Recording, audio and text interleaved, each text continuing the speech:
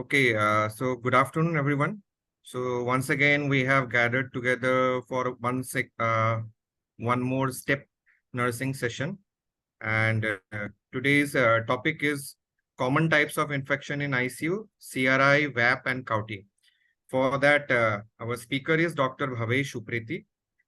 He has done his MBBS from GMC Haldwani and MD Anesthesiology from JLN Medical College, Ajmer. He did his PDCC in critical care medicine from AIIMS Rishikesh and HGPGI Lucknow. Presently, he is pursuing DM in critical care medicine at IGMS Patna.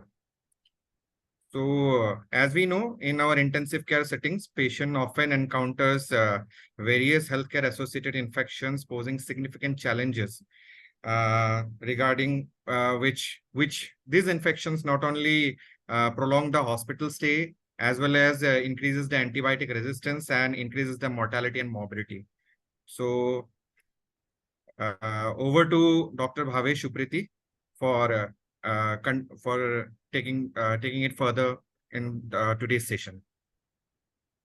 Thank you, sir. And good afternoon, everyone.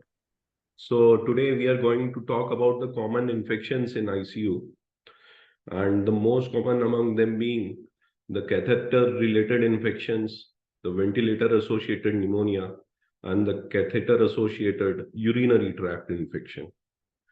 So today's talk, we will be covering in these headings. First of all, why do we need to discuss all this? Then we'll have a case related to CRI.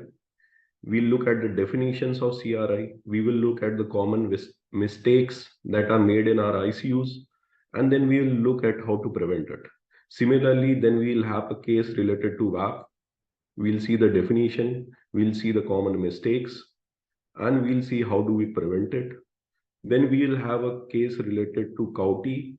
We'll see the definition, we'll see the common mistakes and prevention. And at the end, we'll have few MCQs. So this is going to be the theme for today.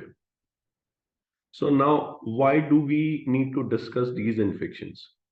Now, the problem is that the patient comes to ICU with a primary disease, and that may be anything. And many times we are able to treat it well, but despite that, the patient is not in a condition to get discharged. And it is mainly due to these infections that the patient acquires in ICU. And despite treating the primary pathology, patient remains ill, and many times the patients die. So this increases mortality as well as morbidity. Then we know that these days the stay in ICU is very costly. Each day, thousands of rupees are spent in ICU, and a large proportion of this money is due to antibiotics. If we are able to prevent these infections, we will be able to make a ICU stay cost effective. Then the next issue is antibiotic resistance. With these infections, we have to use antibiotics even when the primary disease of patient may not demand it. As a result of this, it leads to increased antibiotic resistance. So we need to discuss these infections. So coming on to our first case. So this is about a 30-year-old male who presented to hospital emergency with complaints of diarrhea and vomiting, which was frequent, and it was there since last one day. And this happened after he attended a marriage in his village. His BP at the time of presentation was 90/60. His heart rate was 120 per minute. The sodium levels were 130 millimole per liter. Potassium was 2 millimole per liter. And it was decided that a central line should be put for the electrolyte correction. On day 3 of the ICU stay, the GI symptoms of the patient, that was the diarrhea and vomiting, they completely resolved, but the patient developed fever and circulatory shock. Blood cultures were taken and they were positive for bacterial growth. So here we have a male who presented with GI symptoms. Those GI symptoms got corrected. A central line had to be placed at the time of admission, and later it was found that the patient has developed this catheter-related infection. So coming on to the definition of catheter-related infection. When we talk of catheter-related infection, we basically talk of two things. One is class B, CLAPSI and CRBSI. So this CLAPSI or central line associated bloodstream infection is a primary bloodstream infection in a patient who has a central line placed within 48-hour period of development of this bloodstream infection, and it is not related to any other infection site. So this definition has been given by the CDC, and so any patient who has a central line and develops an infection would come under this CLAPSI if we are able to rule out other possible sites of infection. Even if the central line has been there 48 hours before this infection, even then it would come under CLAPSI. Then there is second term known as CRBSI, catheter-related bloodstream infection. It is defined as the presence of bacteremia originating from intravenous catheter. So in case of CRBSI, using laboratory test, we are able to identify that yes, it is the catheter which is the source of bloodstream infection. So the test may be in form of differential time to positivity. It can be in form of the colony forming units in the catheter segment. So basically, if a patient has an infection and that patient has central line, then that is CLAPSI. And we don't have any other source of identifiable source of infection, it is CLAPSI. And if we are able to point out at that very central line as the source, then it becomes CRBSI. So this is the mechanism how this infection occurs. Here we are able to see that anything which contaminates the intraluminal area would cause the infection. The infection can also occur in the extraluminal site through contamination from the skin surface, or there may be an infection already in the blood vessel. So these are the ways by which the catheter-related infections occur. Now coming on to the common mistakes in our ICU which lead to these catheter-related infections. So in this picture, we are able to see that a central line has been placed in the IJV, right side of neck. The dressing is not clean. The lumen is blood stained, and even the ports are not well covered with caps. In this picture, we are able to see that the handling is being done without use of gloves. We are seeing that while the ports are being opened, the syringe hub has touched the patient's skin. So all this leads to contamination. In this picture, we can see that there is a lot of blood in the radial arterial line. The blood is there in the transducer as well. And we know that blood acts as a culture medium and it leads to growth of bacteria.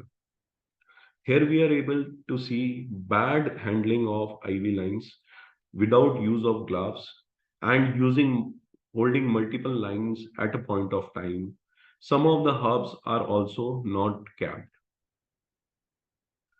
Here we are seeing that this peripheral line is there, but this is a port which is not capped and it is touching the bed sheet. So again, it would lead to infection. Here we are able to see that a central line has been placed. The hair have not been properly maintained. There is no cap. And then the ports are open and even touching the patient's skin. So again, it would lead to contamination.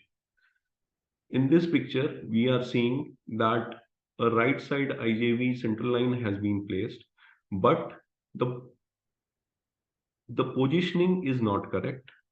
The fixation is not correct.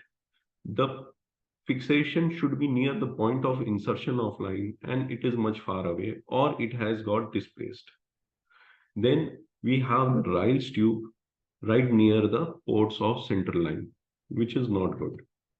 Again, we have Riles tube right next to the drug administration ports of the central line, which would lead to contamination.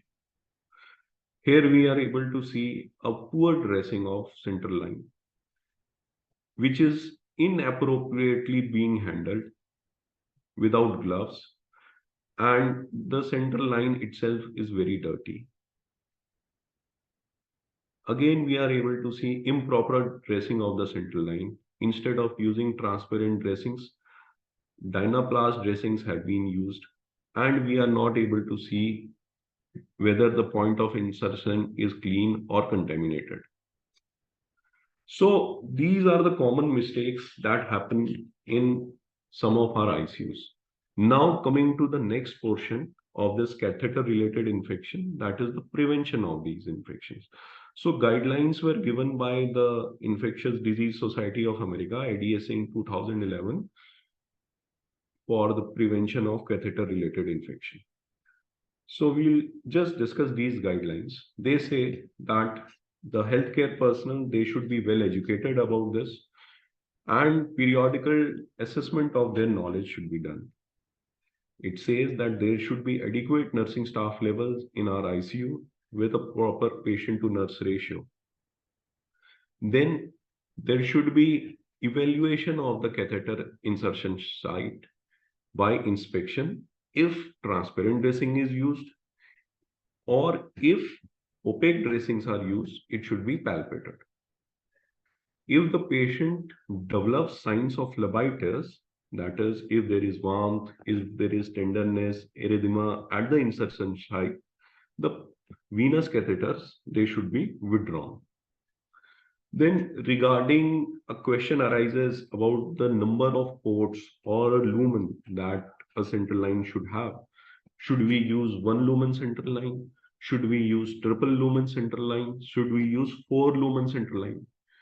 So the IDSA guidelines suggest that use minimum number essential for management of patient. Some centers believe that a designated lumen should be used for parenteral nutrition, but there is no clear guideline on this. Any intravascular catheter that is no longer in use should be promptly removed. This is category 1A level of recommendation by the IDS.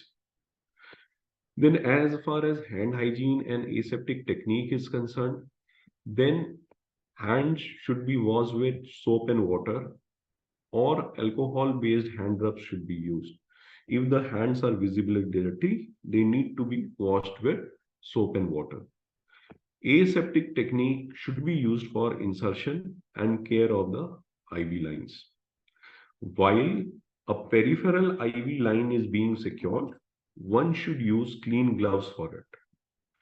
While changing the dressing over the intravascular catheter, again clean gloves should be used. But in case of insertion of central venous catheters or peripherally inserted central catheters, maximum sterile barrier precautions have to be used. When we say maximum sterile barrier precautions, we mean that the person doing it should use a cap, should use mask, should use sterile gown, sterile gloves, and the full body drape should be used. Now, the next question that arises is skin preparation before inserting a peripheral venous catheter. Peripheral venous catheter is something that is inserted at every place, but this should be done after applying 70% alcohol or tincture iodine or chlorhexidine to the skin. Now, if we have to prepare skin for insertion of central venous catheter or an arterial catheter, in that case, what should be used? So this is an important question, that what should be used to clean the skin before insertion of a central line. So for that, we have to use 0.5% chlorhexidine with alcohol. So this is to be used. And the guidelines further suggest that antiseptic should be allowed to dry before placing the catheter. So here we can see an example of a solution which has got 0.5% chlorhexidine and 70% alcohol, and this can be used for skin preparation before placing a central line. Now, about catheter site dressing. So, two types of dressing can be used at catheter site. One is sterile dressing, sterile gauge dressing, and the other one is sterile transparent dressing. So, if a patient is sweating a lot, if there is bleeding at the site, if there is oozing at the site, then gauze dressing can be used. And if they become damp, if they loosen up, they become soiled, they should be replaced. In other cases where these are not the problems, we can use transparent dressing. Then, as far as change of dressing is concerned, we must note that if we are using gauge dressings, then they should be replaced every 2 days. If we are using transparent dressings, it should be replaced every 7 days. Or they can be replaced before 7 days also in case they are visibly soiled. Now, despite adhering to all these things, if the CLABSI rates are not decreasing, then chlorhexidine impregnated sponge dressing can also be used. So these catheter sites, they have to be monitored regularly when the dressing is changed, and it would be by palpation in case of intact dressing, or if there is transparent dressing, we can inspect the site and see for ourselves. Now, another important aspect to prevent the catheters related bloodstream infection is daily patient cleaning, or what is also known as body care of the patient. Now, for daily skin cleaning to reduce CRVSI, what is the solution that is to be used? So the IDSA tells us that we should use 2% chlorhexidine wash for body cleaning of the patient. This is the example of 2% chlorhexidine solution which should be used for body cleaning of the patient. Now coming on to the next type of catheter, that is peripheral arterial catheters. So even while placing these peripheral arterial catheters, one has to use cap, mask, and sterile gloves. But if the arterial catheters are being placed in axillary artery or femoral artery, again, maximum sterile barrier precautions should be used.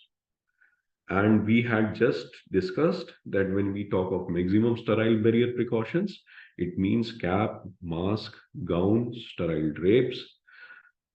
These are to be used. And whenever possible, the transducer assemblies that are being used, these should be disposable. The pressure monitoring system in the arterial lines and the flush solution, it all should be sterile. We should use a closed flush system, that is a continuous flush system, rather than open systems in arterial lines. When we are using arterial lines, we should not use dextrose containing solution for flushing. Now, about the replacement of the administration sets. So, administration sets means the lines such as the PMO lines that are used during the continuous infusions that are given in ICU. So, when should we replace our administration sets or PMO lines in a patient who is being continuously infused with drugs? So, at least every 7 days in case of normal drugs. If the patient is being administered blood or blood products or any fat emulsion, in that case, the replacement should be done within 24 hours of initiating the infusion. So it should be done in any case every 7 days. But if we are using blood products or fat emulsions, which have also got glucose and amino acids, in that case, it should be replaced every 24 hours. If a patient is being administered propofol infusions, it should be replaced every 6 to 12 hours. Now, about connecting systems. These days, we use needleless intravascular catheter systems. And this needleless system, again, here Luker-lock syringes are used, which get attached to the hubs or the ports of central line. And we have to minimize the leaks and breaks in the system. When any port of central line gets dirty, what is the thing that we should use to clean it? So when we come across this question, then the answer for it is we have to use chlorhexidine, povidone iodine, or 70% alcohol to clean the hubs as well whenever they get contaminated. And when we are using these needleless system, a split septum valve system is the one which is preferred over other systems. So CDC has given a checklist for prevention of the central line associated bloodstream infections. It has got certain points for the clinicians and also for the nursing officers who handle and maintain the central line, and then for the organization as well. So there is a checklist for it which can be used. Now, the most important thing in all this is hand hygiene. Now, we all are aware of 5 moments of hand hygiene, which state that hand hygiene is to be done before touching the patient, before any aseptic procedure, after touching the patient, after touching the body fluid, after touching the patient's surrounding. So, hand hygiene is of utmost importance. This is an example of bedside uh, sanitizer which has to be used. So this hand hygiene that, as we had discussed, it can be performed in 2 ways, either by soap and water or by use of hand rubs. But it has been seen that the compliance with hand rubs is much more than with soap and water. So this is how we can use it. This is another suggestion that we should have certain caps with us, for caps for PMO lines, caps for other tubings, and the patient bedside dipped in sterile solutions, so they can be used whenever disconnections are there. So this was about catheter related infections. Now we will come on to the next part of our talk, and this is the case 2, and it is about a 60-year-old male who is a known hypertensive, and he presented to hospital emergency with altered sensorium and left side weakness. NCCT brain was done, and it showed right basal ganglia bleed. The patient was intubated due to low GCS and was shifted to ICU. Over next 5 days of ICU stay, his GCS improved, but there was worsening of his PF ratio. There were dirty endotracheal secretions. He had fever. He had increased total counts. And on X-ray, he had bilateral lobar opacities. So this is a patient of stroke who had come to ICU because of low GCS. And what eventually happened was that his GCS gradually improved, but still he developed fever, he developed bad secretions, he developed opacity in his chest X-rays, and he could not be weaned off ventilator despite the primary pathology improving. So this is what ventilator-associated pneumonia is. As far as CDC definition of ventilator-associated pneumonia is concerned, so it is a pneumonia which develops when patient is on mechanical ventilation for more than 2 consecutive calendar days before the onset of this event. And if there is any break in mechanical ventilation, even for 1 day, then the day of reintubation or reinitiation of ventilation is taken as the first days. So, in simple words, if the patient has been on ventilator for more than 2 days and then he develops pneumonia, it is VAP.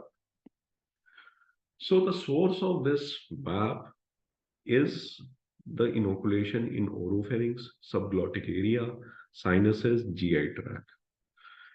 And there are several interventions which we can do to prevent it, like prevention of microaspiration, prevention of colonization in upper airway, prevention of the contamination of ventilator and other respiratory equipment. So this is what we are talking about, the pathogenesis of VAP. Here we can see that this is the endotracheal tube, which is inside the trachea. And here we are able to see the ET tube cuff. And above the cuff, we have pooled secretion. And these secretion, they percolate down the trachea through the sides. And this is what is known as microaspiration. So there is also biofilm formation. And this is how VAP occurs. So the common mistakes in our ICU, which we do and which increase the chance of VAP, these are poor oral care. And as we are seeing here, the oral care is pretty bad. Then here we are able to see that there is improper fixation of the endotracheal tube and it has migrated, which might increase the microaspiration or even may lead to a major aspiration. Here again, it is example of poor tube fixation and poor oral care and would lead to VAP. Here we are seeing crusting over the suction catheter, and it is of utmost importance that a suction catheter used for endotracheal suction should be used only once and should be discarded thereafter.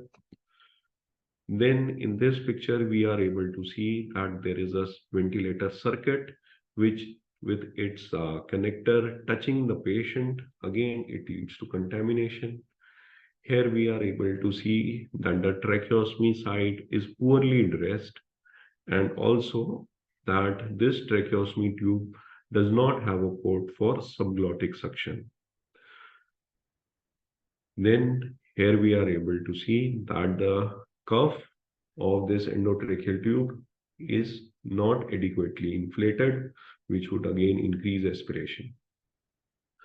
So the Intensive Care Society, they gave their recommendations regarding the prevention of VAP, and they gave a bundle for this.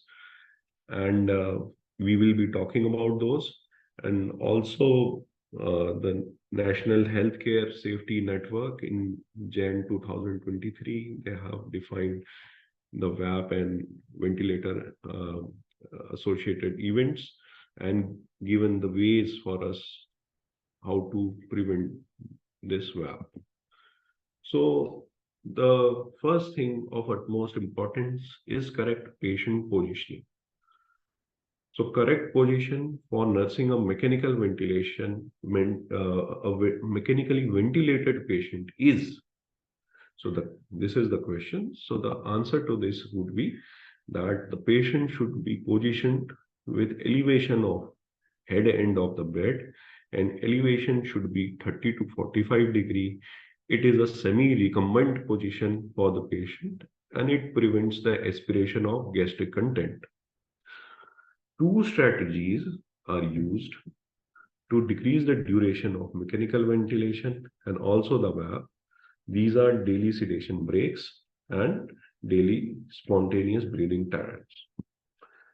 Then Another strategy which can be used is use of subglottic secretion drainage. So as we had seen in one of the pictures, that we should use endotracheal and the tracheostomy tube which have got port for subglottic suctions, and they may decrease the chances of VAP.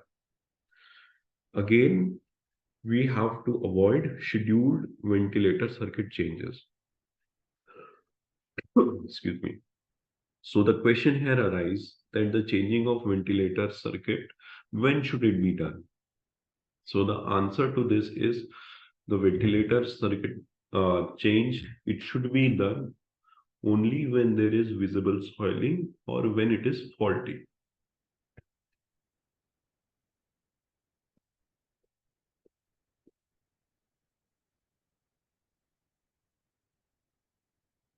So now we are able to see 5-element VAP bundle, and here we are able to see the 5 element. One is head and elevation, other is use of chlorhexidine, stress ulcer prophylaxis, sedation assessment, spontaneous breathing trials, and DVT prophylaxis. Excuse me. In this picture, we are able to see chlorhexidine mouthwash. This is something that we use for oral care, and the concentration of chlorhexidine in this mouthwash is 0.2%. So this is something that we should use for oral care of patients. So this was about VAP, its pathogenesis, the mistakes we make, and how can we prevent it. Now coming to the last part of our talk today, that is about the case 3, and this is about CAUTI. So we had a 55-year female who was a known case of COPD, and she was admitted to hospital ICU with complaints of shortness of breath, altered sensorium, and fever. She was started on antibiotics, inhalation steroids, bronchodilators, and was started on mechanical ventilations. And her hemodynamics and urine output were routinely monitored. By day 5 of her stay, there was decrease in the need of ventilatory support. Her chest ray improved, her respiratory rate, respiratory pattern, that also improved, and weaning was started. But she developed high-grade fever with chills. So this female, she came with acute exacerbation of COPD. The primary disease may have resolved because weaning was started, but she developed high-grade fever with chills. So this is what happens. So now coming to the definition of catheter-associated urinary tract infection or CAUTI. So it occurs in a patient who has an indwelling catheter in place within 48-hour period before the onset of UTI.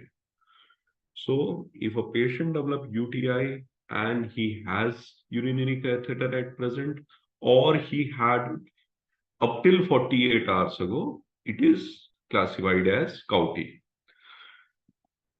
So this is the pathogenesis or the mechanism of how this CAUTI occurs. Here we are able to see that there is upward or the ascending infection, which can be extraluminal. It can be early at the time of insertion. So early extraluminal would be at the time of insertion, or it can be late extraluminal, which occurs due to the capillary action. Then the infection can be intraluminal as well. This intraluminal infection can occur if there is any break in the closed drainage system, or there is contamination of the collection bag. So in that case, intraluminal contamination can occur, leading to CAUTI. So the common mistakes we do in our ICUs which lead to CAUTI. So here we are able to see that the Foley's catheter is dirty and it is not well fixed. Here we are seeing improper insertion technique, and the hub of the catheter has been covered with glove, and so this is leading to CAUTI. Again, here we are able to see improper positioning of the Euro bag, and it has been placed over the bed. So again, the Central for Disease Control CDC guidelines were given for prevention of CAUTI in 2009. So the main points in that was that hand hygiene should be done immediately before and after insertion of catheter. The insertion of catheter should be done only by properly trained persons. The insertion should be aseptic. In case of acute care hospital settings, while catheter is being inserted, what are the things that we need? So for that, we should have sterile gloves, drape, sponges, antiseptic solution, and a single-use packet of lubricant jelly. So these are the must thing before placing a Foley's catheter. After the catheter is placed, it should be properly secured. That is also very important.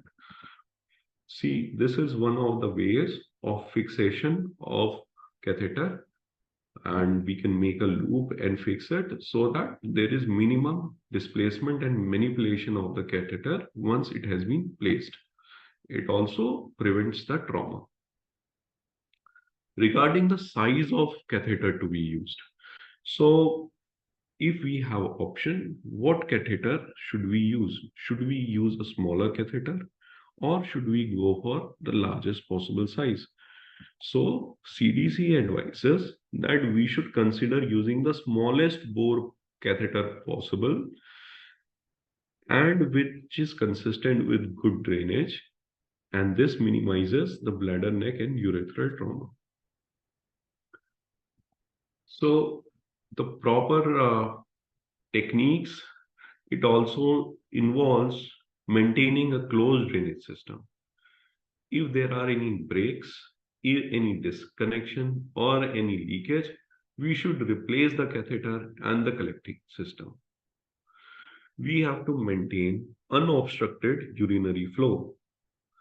We have to prevent the catheter from kinking. We have to place the collecting bag below the level of bladder at all times. We should not rest the bag on floor. While emptying the bag, a clean collecting container should be used, which should be separate for each patient. Now, regarding the changing of indwelling catheters and drainage bag. So a question arises that after how many days should we change the Foley's catheter? So the answer to this by CDC is that changing at routine fixed intervals is not recommended. The change should be based on clinical indications like infection or obstruction. Then the periurethral area may be dirty, but they do not recommend to clean it with antiseptics. Rather, it is said that routine hygiene of the patient during the daily patient bathing would be appropriate for cleaning the meatal area.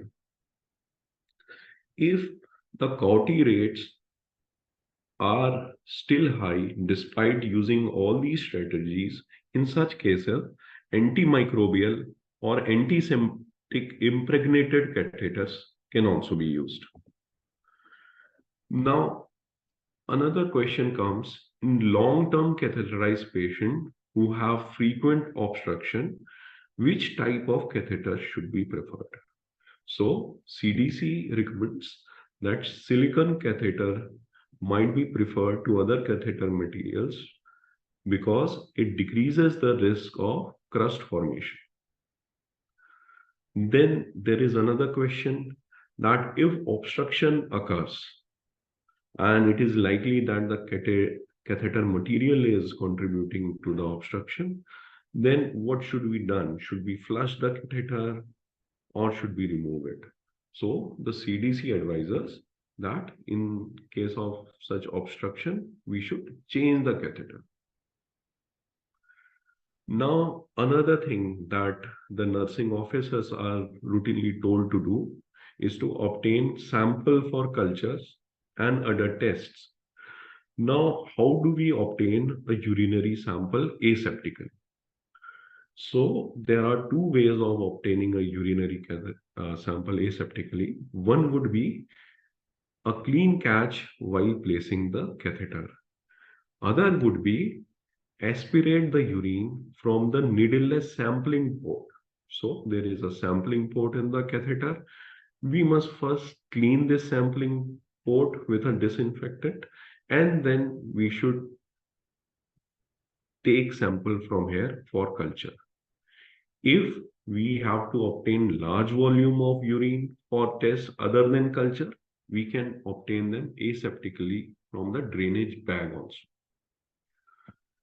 Now, many of the nursing officers are involved in infection control and surveillance. So, CAUTI surveillance is an important part of the surveillance, and things like number of CAUTI per 1,000 catheter days, these values are what is taken into consideration. So this is an example of checklist that can be there to decrease the CAUTI rates, and it has points like is the catheter well secured, is the drainage bag below the level of patient, is the tubing free from kinking, and whether the ports are cleaned. So this was about CAUTI. So far we have covered the definitions, the common mistakes which we do, the prevention strategies for the three types of infections that we were to discuss today, that are catheter related infections, the VAP, and the CAUTI. So should we, sir, proceed to the MCQs or should we wait? I think we can proceed towards the MCQs. And Okay. if anyone has questions, they can put in the chat box during that period. Okay, sir.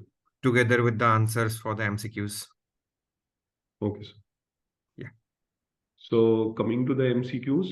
So the first question is that to prepare a clean skin before central venous catheter insertion, which of the following should be used? So before placing a central line, what do we use? 0.5% chlorhexidine with 70% alcohol, 70% chlorhexidine with 2% alcohol, 70% chlorhexidine, 0.2% alcohol, and 0.2% chlorhexidine and 70% alcohol. So this is the question number 1.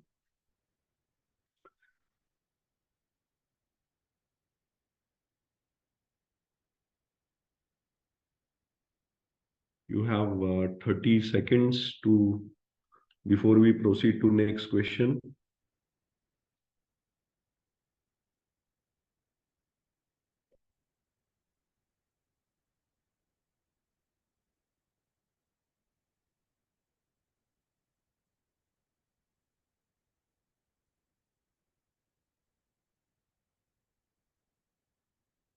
So now coming to the next question. The question number 2 is the transparent dressings used for dressing of the central venous catheters should be replaced.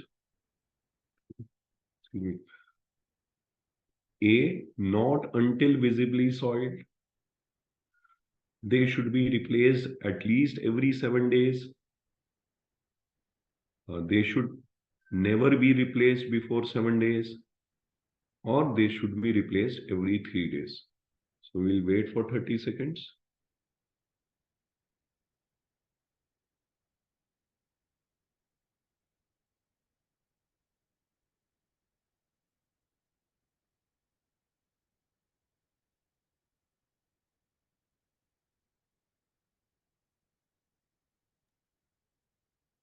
I think second one they answered correctly, I think.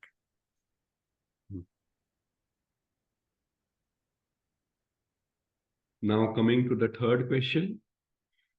Now,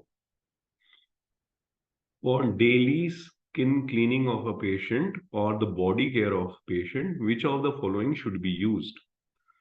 2% chlorhexidine wash, 0.2% chlorhexidine wash, soap and water, or coconut oil.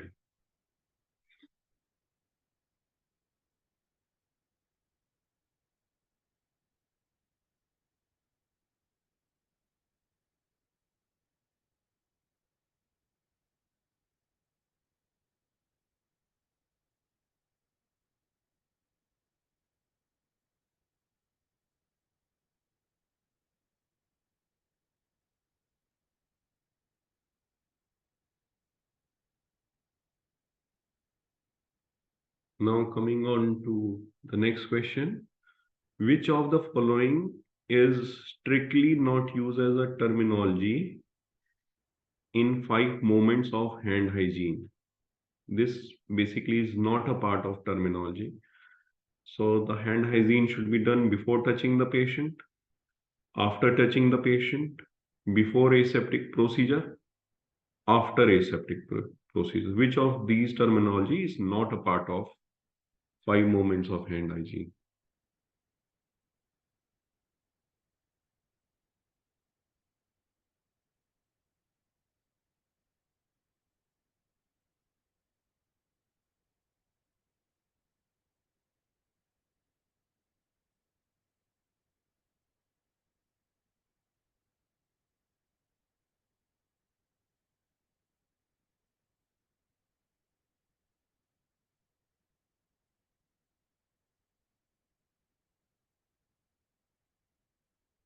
Now, which of the following is not true about VAP? So, patient is on mechanical ventilation for more than 2 days. Elevation of head of bed 30 to 45 degrees is recommended.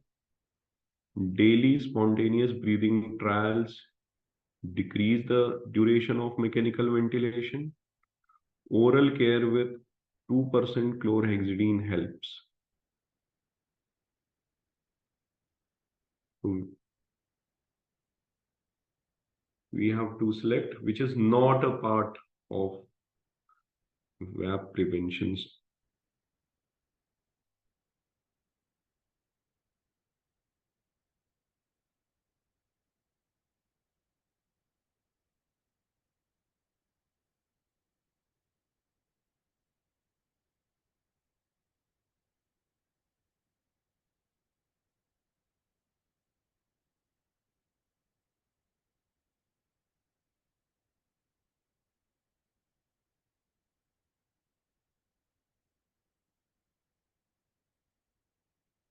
Now coming to the last question. Which of the following is false regarding CRI prevention? So the first thing is change indwelling catheters of drainage bag at routine fixed intervals. Use the smallest bore possible, consistent with good drainage. Place collecting bag below the level of bladder at all times. And silicone catheters might be preferable in long-term catheterized patients. So which of the following is false?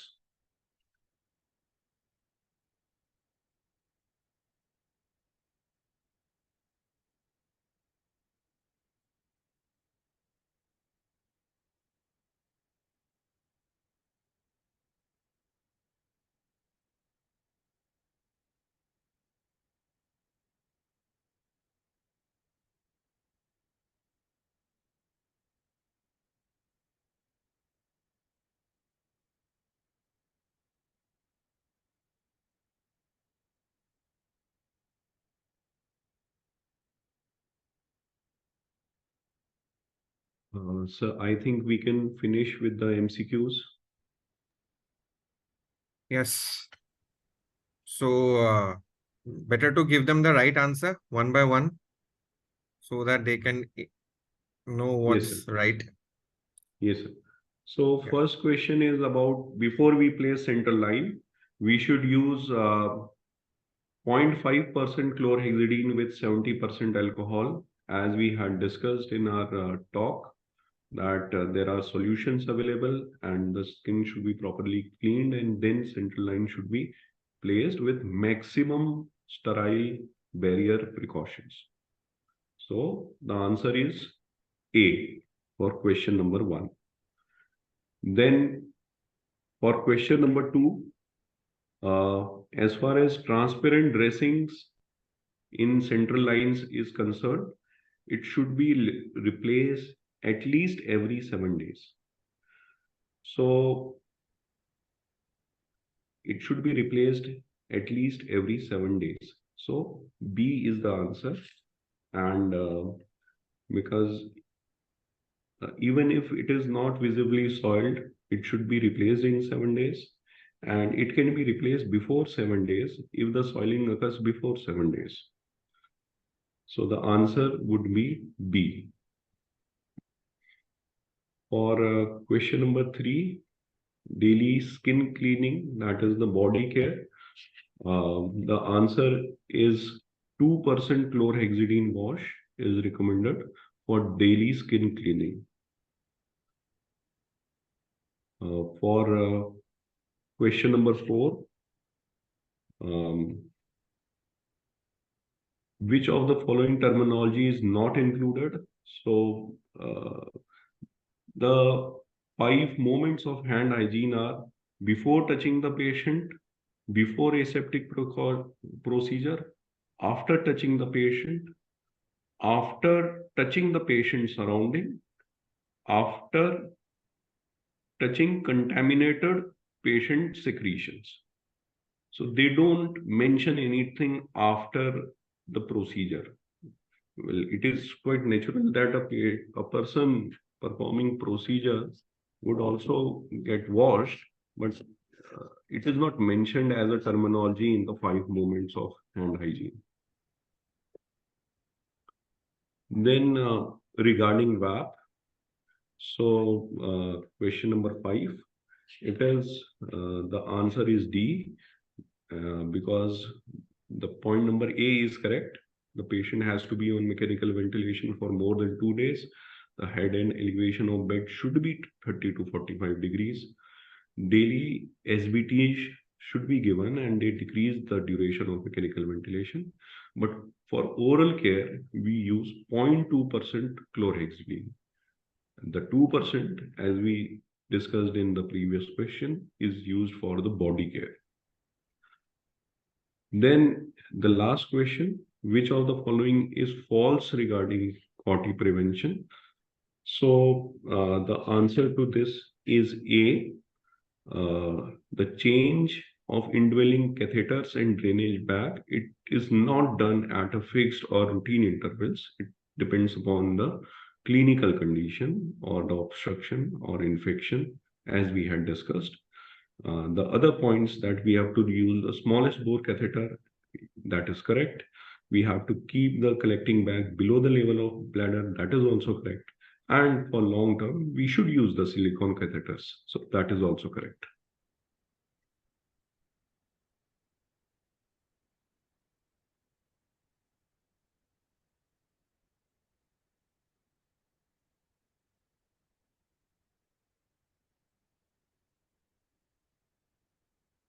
So if any of the attendees have any questions, they can put it in the chat box.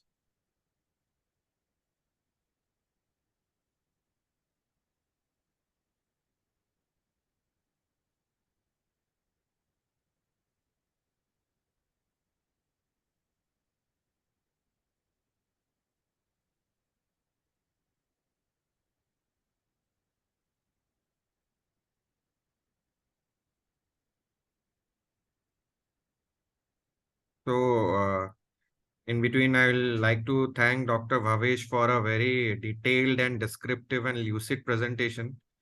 And it was very nice. So as I can see that no questions from in the chat box. So what say, Deepa? Acha, one question is there. Sir, daily Foley's catheter care frequency would be? Daily care, sir, as they had mentioned that it can be in form of meatal cleaning, which would be a part of the daily bathing of patient, which should be done. And the site should be inspected for any discharge. The fixation of Foley's catheter, whether it is properly secured or not, should be done. So this would be the daily care. Okay, okay. And with what solution? They have not mentioned any particular solution, and they have instead said that antiseptic should not be used for daily care.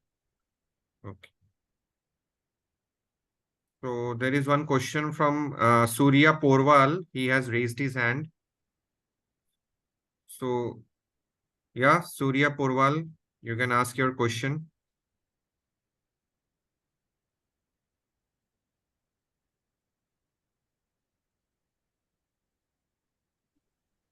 Miss Surya Porwal, please unmute yourself. Please. Hello. Surya Porwal, you unmute yourself and then ask the question.